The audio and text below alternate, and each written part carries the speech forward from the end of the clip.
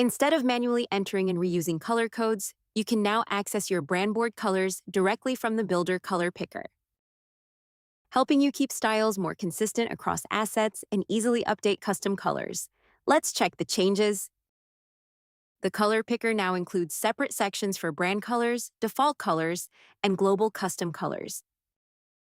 You can use saved brand colors directly while styling elements like buttons, and when you select a saved color, the builder automatically shows the preview. When managing colors in the builder, click the Manage option to add a global custom color that can be accessed across projects. Let's learn how to add a new color to the global custom colors directly from the builder.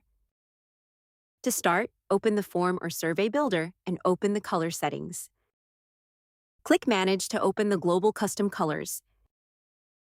Click Add New, then pick and save your new color.